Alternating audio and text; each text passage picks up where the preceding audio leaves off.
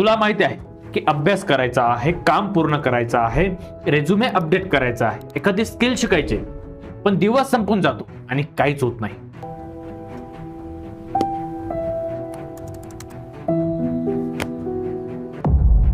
सर्वात वाईट गोष्ट म्हणजे तुला हे सर्व माहिती असतं. रात्री झोपताना तू ठरवतो की उद्यापासून नक्की करेल, पण दुसऱ्या दिवशी उठल्यावर पुन्हा तेच. आणि हळूहळू तुला वाटायला लागतं कदाचित मी लेझी आहे. पण प्रॉब्लेम लेझीनेसची नसेल तर. पुढचे 2 मिनिटं हा व्हिडिओ नीट बघ, कारण आज तुला पहिल्यांदाच समजेल की तू काम सुरू का करत नाहीस. चला एक साधा प्रश्न विचार. गेल्या 7 दिवसात तू किती वेळा एखादं महत्वाचं काम पुढे ढकललं? अभ्यास, रेझ्युमे, इंग्लिश प्रॅक्टिस, एक्सरसाइज किंवा एखादा फोन कॉल. तू महत्वाचं काम टाळलं आणि दुसरंच काहीतरी सुरू केलं, जसं की इंस्टाग्राम रील बघितली, युट्यूब व्हिडिओ बघितला, व्हॉट्सअपवर चॅटिंग केली किंवा तुझा रूम क्लीन करून घेतला. मग सायंकाळ झाली आणि मनात विचार आला की आज पुन्हा काहीच झालं नाही. तर इथे एक विचित्र गोष्ट घडते की काय, आपण दिवसभर बिझी तर असतो पण प्रोडक्टिव्ह नसतो. आणि मग आपण स्वतःलाच दोष द्यायला सुरुवात करतो. मी लेझी आहे, माझ्यात डिसिप्लिन नाही, मी कन्सिस्टंट राहू शकत नाही. पण खरं सांगू, तू ज्या सायकलमध्ये अडकला आहेस त्याला सायकोलॉजीमध्ये एक नाव आहे, प्रोक्रॅस्टिनेशन सायकल. ही सायकल साधारणतः अशी दिसते. तू प्लॅन करतो, मग तू काम पुढे ढकलतो,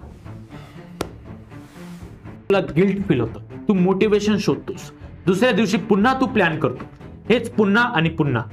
आणि हळूहळू तुला वाटायला लागतं की मी बदलू शकत नाही. परंतु इथे एक महत्वाची गोष्ट आहे, हा सायकल तुझ्या कॅरेक्टर बद्दल नाही, हा सायकल तुझ्या मेंदूच्या एक स्पेसिफिक पॅटर्न बद्दल आहे. मग प्रश्न असा आहे, प्रॉब्लेम जर कॅरेक्टरचा नाहीये तर मेंदूमध्ये असं नेमकं काय होतं? आपण महत्वाचं काम करण्याच्या वेळीच का मागे फिरतो? आज मी तुला जी गोष्ट सांगणार आहे ती जर समजली तर प्रोक्रॅस्टिनेशन बद्दलचा तुझा संपूर्ण विचार बदलू शकतो. बहुतेक लोकांना वाटतं आपण काम टाळतो कारण की आपल्याला ते काम आवडत नाही. पण संशोधकांनी इथे एक इंटरेस्टिंग गोष्ट शोधून काढलेली. लोक काम टाळतात कारण त्या कामाशी जोडलेले इमोशन्स त्यांना टाळायचे असतात. चल एक्झाम्पल थ्रू समजवतो. समजा तुला रेझ्युमे अपडेट करायचा आहे आणि रेझ्युमे उघडताच माइंडमध्ये विचार आला, मी इतरांपेक्षा तर मागे आहे, मला जॉब नाही मिळाला तर, माझा एक्सपिरियन्स तर कमी आहे. आता नीट बघ, प्रॉब्लेम रेझ्युमे नाही, प्रॉब्लेम आहे रेझ्युमेमुळे निर्माण होणारे तुझे emotions. Self doubt, fear, anxiety, uncertainty. आणि मेंदूला हे इमोशन्स आवडत नाहीत, म्हणून तो तुला दुसरा पर्याय देतो.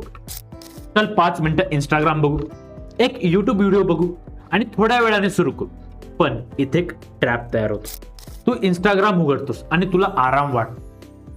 मग मेंदू शिकतो, अरे रेझ्युमे पासून दूर गेलो की बरं वाटतं.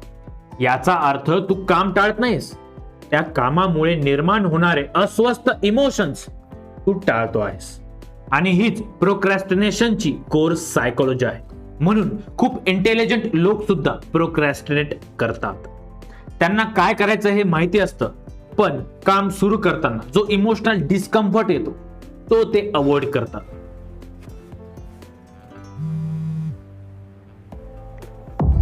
आणि जितकं जास्त आपण ते काम अवॉइड करतो तितकं ते मोठं वाटायला लागतं. पण इथं अजून एक प्रश्न उरतो, जर आपल्याला हे काम आपल्या फ्युचरसाठी खूप महत्वाचं आहे हे माहिती असतं तरी सुद्धा आपला ब्रेन युट्यूब किंवा इंस्टाग्राम का निवडतो? याच्या मागचं रिझन आहे आपल्या ब्रेनची रिवॉर्ड सिस्टम. आतापर्यंत तुला वाटलं असेल की हे माझ्यासोबत एक्झॅक्टली घडतं, तर पुढचा भाग अजून आय ओपनिंग आहे. एक गोष्ट लक्षात घे, आपला ब्रेन फ्युचरपेक्षा प्रेझेंटला जास्त महत्व देतो. जसे की समजा तुझ्याकडे 2 पर्याय आहेत. एक म्हणजे UPSCचा अभ्यास करणे, ज्याचा रिझल्ट तुला 1-2 वर्षांनी मिळणार आहे, आणि दुसरा म्हणजे इंस्टाग्राम रील बघणे, ज्याचा रिवॉर्ड तुला लगेच मिळतोय. मला सांग, तू कोणता पर्याय निवडशील? बहुतेक वेळात दुसरा. आणि सायकोलॉजीमध्ये यालाच म्हणतात प्रेझेंट बायस.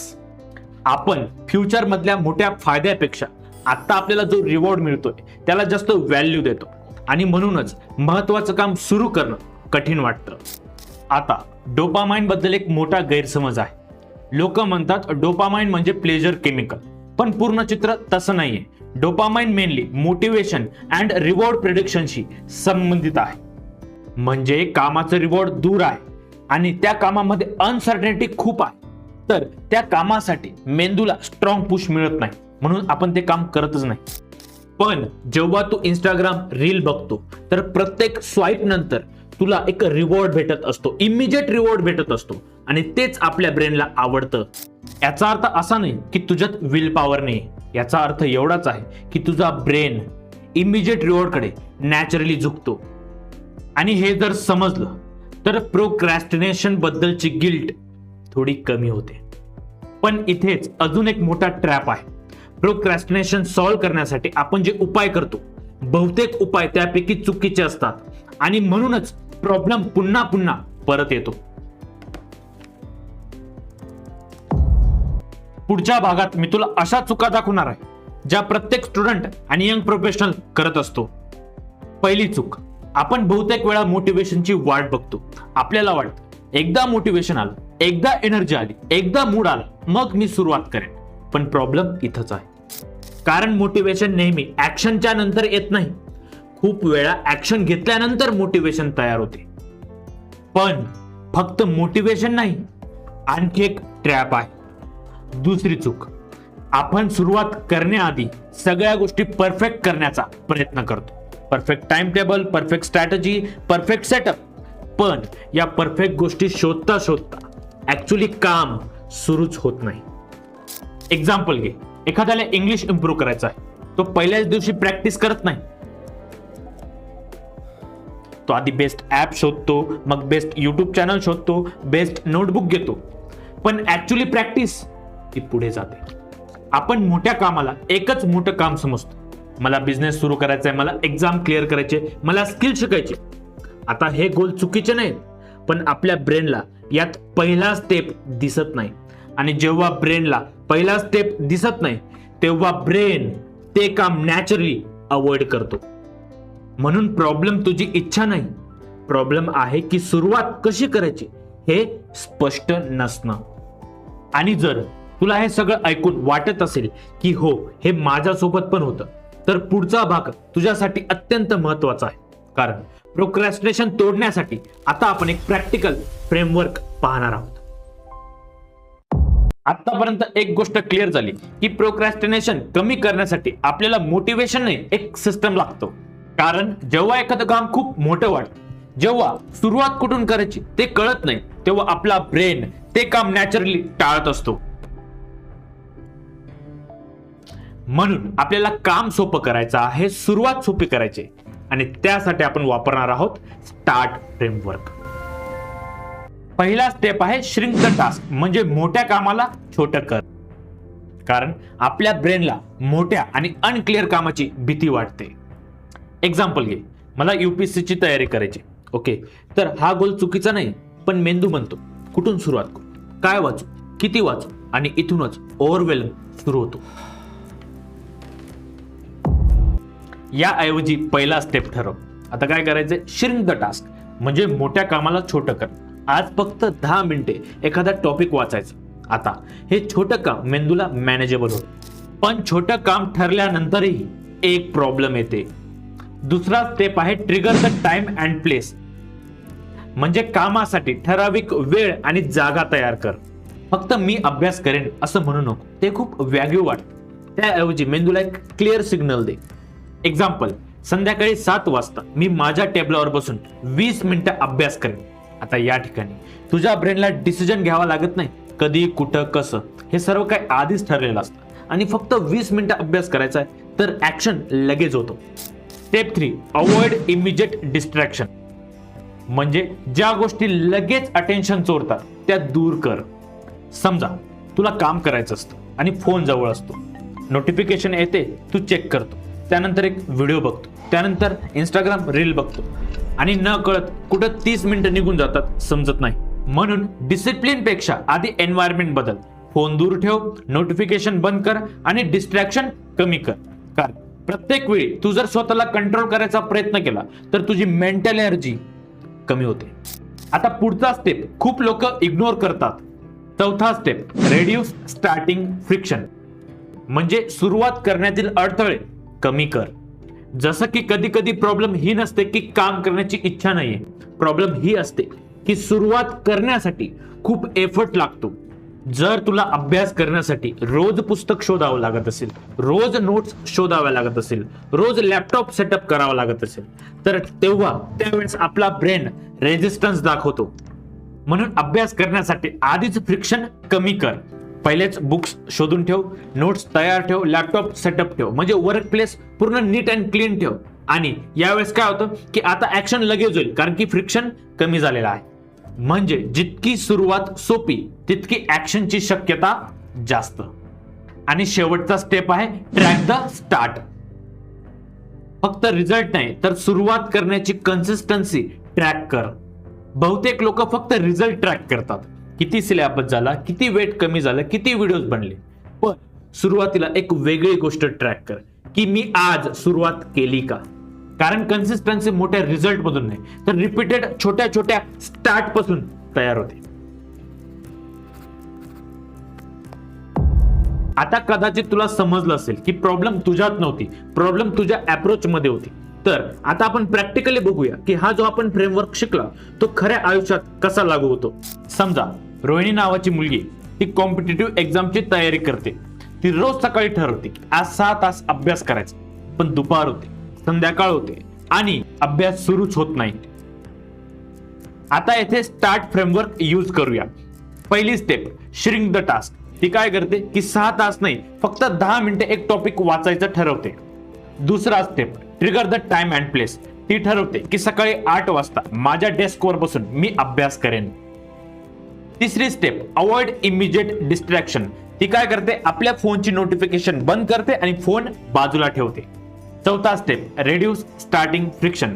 ती काय करते, बुक आधीच टेबलावर ठेवते, त्यानंतर नोटबुक आणि पेन पण ठेवते आणि अभ्यास सुरू करते.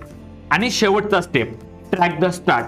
आता ती हा प्रश्न नाही विचार की आज मी 6 तास बसले का, ती विचारते आज मी 10 मिनिटं बसले का, आज मी सुरुवात केली का. फरक बघ, पहिल्या अप्रोच मध्ये प्रेशर आहे आणि दुसऱ्या अप्रोच मध्ये ऍक्शन आहे. आणि प्रोक्रॅस्टिनेशन तोडण्यासाठी सर्वात आधी ऍक्शन लागतो. लक्षात आलं? फ्रेमवर्कने अभ्यास सोपा नाही केला, सुरुवात सोपी केली. आता स्वतःला एक प्रश्न विचार की तुझ्या आयुष्यात असं कोणतं एक काम आहे जे तुला माहितीये की महत्वाचं आहे, करायला हवं, पण तू ते पुढे ढकलतोस. कदाचित ते अभ्यास असेल, जॉब रिलेटेड काहीतरी काम असेल, एखादी स्किल शिकणे असेल किंवा स्वतःसाठी घेतलेला एखादा निर्णय असेल. आता मोठं काम लगेच करायचा प्रयत्न करू नको, कारण की आतापर्यंत आपण तेच करत आलो आणि तिथेच ओव्हरवेल्म सुरू झाला. त्याऐवजी फक्त एक पहिला छोटा स्टेप ठरव. अभ्यास असेल तर पुस्तक उघड, रेझ्युमे अपडेट करायचं असेल तर फाईल ओपन कर, त्यानंतर स्किल शिकायची असेल तर पहिला लेसन शिक. आपला गोल एकच आहे, फिनिश नाही करायचं, स्टार्ट करायचं. आता तुझ्यासाठी एक चॅलेंज आहे. तुझे जितके बी पेंडिंग काम आहे त्याच्यामधून एक काम निवड, त्याला छोटं कर, त्याच्यासाठी स्पेसिफिक वेळ ठरव आणि फक्त 10 मिनिटे ते काम सुरू कर. फक्त 10 मिनिटे इतकंच. कारण आज तुला प्रूव्ह नाही करायचं की मी किती डिसिप्लिन आहे. आज फक्त तुला स्वतःला एक नवीन एव्हिडन्स द्यायचा आहे की मी काम सुरू करू शकतो. तर या पूर्ण व्हिडिओ मधून एक गोष्ट क्लिअर झाली पाहिजे की तू काम पुढे ढकलतोस म्हणजे तू लेझी नाहीस. कदाचित तू एखाद्या पॅटर्न मध्ये अडकला आहेस जिथे काम सुरू करण्यापूर्वी तुझा मेंदू डिस्कम्फर्ट पासून तुला दूर करण्याचा प्रयत्न करतो. आणि हा पॅटर्न बदलण्यासाठी आपल्याला काय करायचं आहे? पहिली गोष्ट, मोठ्या कामाला छोटं कर, श्रिंक द टास्क. कारण मोठं काम मेंदूला ओव्हरवेल्म करतं. दुसरी गोष्ट, कामासाठी वेळ आणि जागा ठरव, trigger the time and place.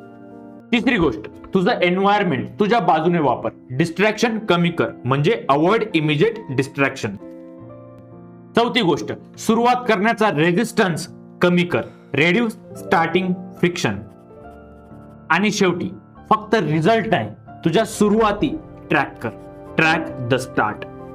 लक्षात ठेव, ऍक्शन घेणारे लोक नेहमी मोटिवेटेड असतात असं नाही. फरक एवढाच असतो की ते मोटिवेशनची वाट बघत बसत नाही, ते सुरुवात करतात. आणि त्या छोट्या सुरुवातीपासून कॉन्फिडन्स तयार होतो, प्रोग्रेस तयार होते आणि हळूहळू आपलं आयुष्य बदलायला सुरुवात होते.